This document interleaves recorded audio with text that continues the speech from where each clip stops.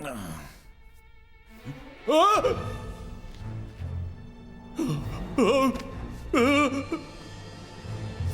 nakatakas sila, ikaw ang mananagot sa akin.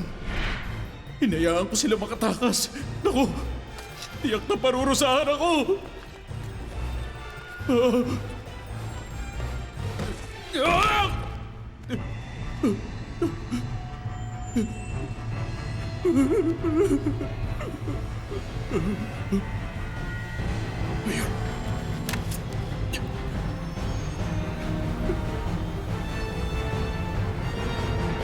Huwag!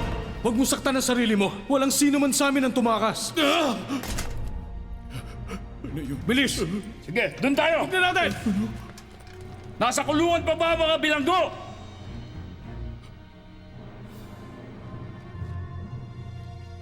Walang bilanggo nakatakas mula rito! Magdala kayo ng mga sulo!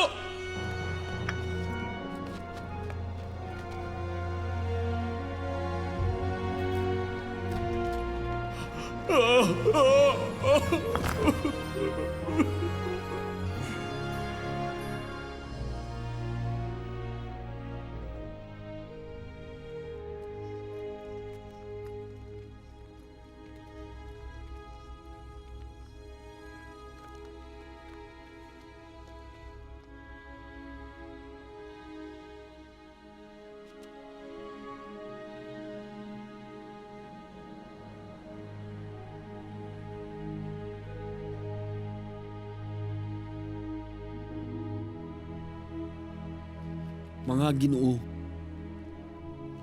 anong kailangan kong gawin para maligtas? Manalig ka sa Panginoong Hesukristo at maliligtas ka. Ikaw at ang iyong sambahayan.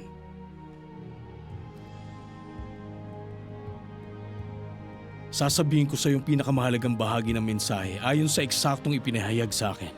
Namatay si Kristo para sa kasalanan ng lahat ng tao sa mundo.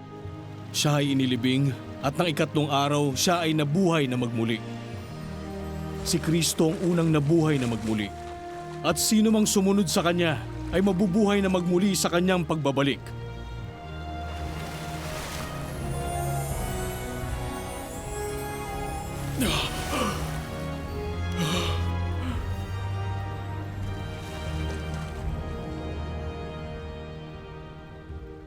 Sina Pablo at Silas, binugbog, ginutom at kinulong. Nakaligtas pa sila sa malakas na lindol.